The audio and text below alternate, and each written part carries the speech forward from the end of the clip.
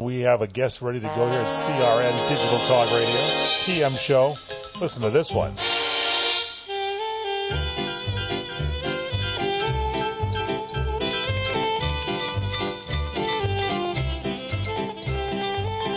I think this was a Don Feddersen production, wasn't it? It's My Three Sons, is that right? Yeah, you know, Stanley Livingston can already boast a career of 55 years in the entertainment industry. What a lucky guy. Chipper, welcome here. Hey, good afternoon. Hey, what a career, man. God bless you.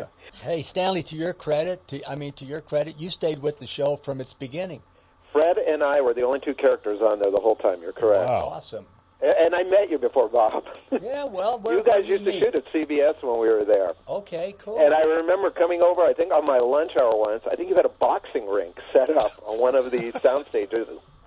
That was kind of your exercise, I guess, for the day, is like beating up the crew or something. Those were the days when some guy, like a great star like Robert Conrad, says, hey, pay me whatever you want to do. Just put a boxing ring there so we can have some fun. Right, thank you. Did you go a couple of rounds with him, Stanley?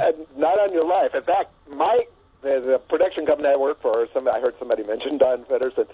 Well, first they took away motorcycles, then they took away playing basketball because somebody got a ball in the nose, and then baseball went away because somebody got hit by a baseball. So we were down to nothing. So if I would have said I was going to go over and box Bob on the lunch, I'd have probably been fired. How did you get started? The audience, one of the reasons we've asked you to do the show, and we appreciate you doing it, is because the audience has asked for you. Well, I appreciate that. I'm glad to be remembered after all this time. Well, actually, I started in the business in 1954. I was 4 years old and started work, did some extra work at first, and I landed a role as an extra on Ozzie and Harriet, and for whatever reason, Ozzie gave me my big break. He took an extra, which was me, and gave him a line. And I got to say the one line and got me into the Screen Actors Guild, and I ended up being on Ozzie and Harriet for about 5 years as a neighborhood kid. I did about 4 or 5 shows for the Nelsons from about 1955 to 1960 when My Three Sons started, and then I started doing movies. I did Please Don't Eat the Daisies with Doris Day and David Niven, and Rally Around the Flag with Paul Newman and Joanne Woodward, X-15 with Charles Bronson and Mary Tyler Moore, and I had a little bit of a film career rolling, and by the time My Three Sons rolled around, my stock had gone up, and they were looking for a little kid to play the part of Chip, and outside of Fred McMurray, I was the first person cast on the show, and we waited about 6-7 more months till I found all the other brothers, and actually William Frawley, too, was a member of the original cast. He was Bub. Yeah, he was Bub. And, for me, that was really something because I used to play hooky from school so I could stay home and watch I Love Lucy. And I just loved his character, that cranky old geezer that he was. And, here he was on our show, and I never knew either of my grandfathers, and he sort of became a surrogate grandfather. Was he cranky off the air as well as on? Because when you watch him on I Love Lucy or on My Three Sons, you kind of get that cantankerous kind of guy. But was he a lot of fun, or was he a little cranky? What was he like? He was cranky and fun. He taught me every 4-letter word I know when I was about 9. Yeah, he was just a great guy. It was kind of what you saw was what you got. And it was interesting because I guess by his age he didn't have kids. And for whatever reason, we bonded. I mean, it was just... he was taking me to Dodger games, and we'd just hang out. I remember when I was 14, I was into surfing. Walked in my dressing room on my birthday, and there was a Dewey Weber surfboard when I was 14 years old. How the heck he got it home and into my dressing room, I'll never know. From Bub, huh? From William Frawley? Yeah, from Bill Frawley. That's pretty good. Now, just amazing guy. There's always that, sort of a guess here. Who did everyone like better, Bub or Uncle Charlie? Who did you like better?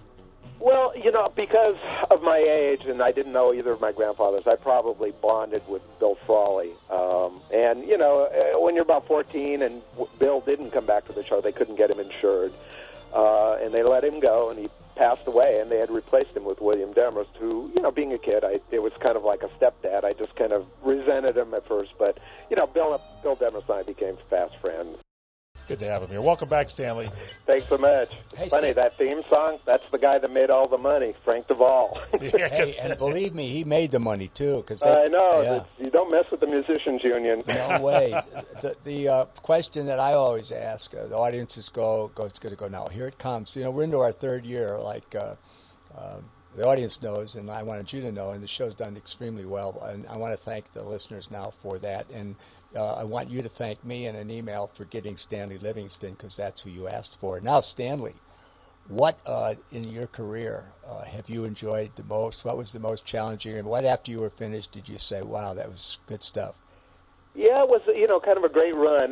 By the time the show was ended, actually before it ended, I really got interested in behind the camera. And I guess when I was about 16, 17, I used to hound the poor DP and the camera guys and the editing guys and the production people about how all this comes together behind the scenes. And by the time I was 18, I had a production company with another guy. And, Wow. we were out there shooting commercials, educational films, and documentaries, and I was working on the other side and realized I thought that was my calling more so than an actor, although I continued to work as an actor probably till about the mid-'80s, and then sporadically after that, I sort of really became enamored of the other side of the camera. I guess the thing that I'm most proud of, actually, besides my three sons, obviously, because that got me where I'm at, is the thing I'm working on right now. We've got a project called the Actor's Journey Project, which is sort of the sum total of everything that I've learned about the industry in the 55 years I've been involved in it.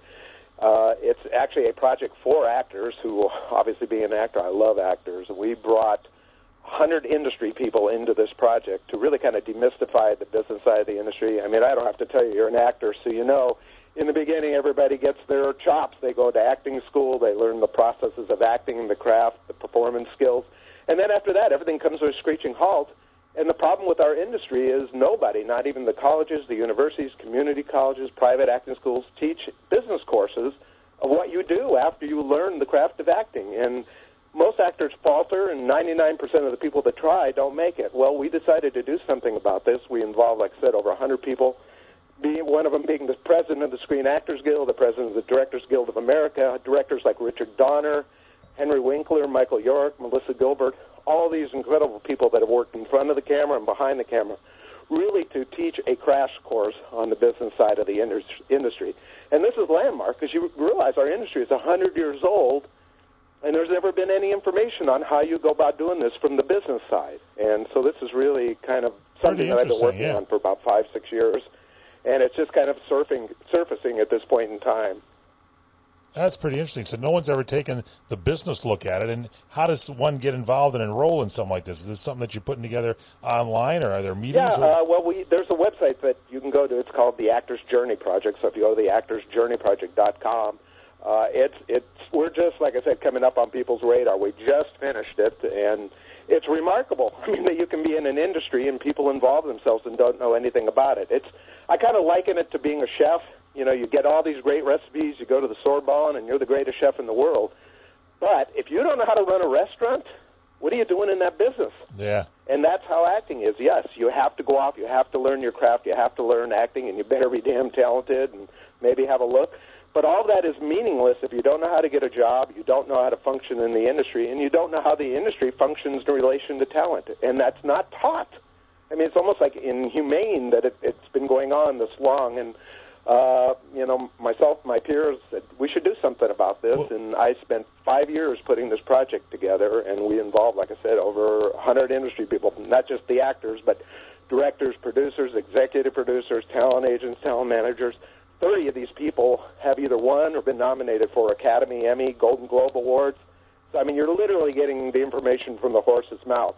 And that's another problem in our industry, is most people learn from people who maybe had a brief career and then retired and started teaching acting, but they don't know the business side. They can't tell you how to get a job. They can teach you acting, but most actors are left to their own devices to get in, and it ultimately becomes a waste of time and money if you don't have direction and know what you're doing. Stanley, will you be able to put a chapter in there now, maybe, or a side course on how to demand a boxing ring if you're a famed actor and get it on the set? Hey, Stanley, thank you so much. Thank you guys so much for having me on. And no, I'm not of the boxing part. But no, I really appreciate it. It's really, I was very interested in what you had to say, and thank you for doing the show. Anytime, guys. I'm here if you need me. Thanks, Stanley. Stanley Livingston, everybody. That's Chip Douglas from My Three Sons, and now he's got this new project that he's got there. You can go to the website and check out the actorsjourneyproject.com. What a nice guy. He is a great guy. We'll be back with him. I can tell by his voice, just a nice man. He is very nice.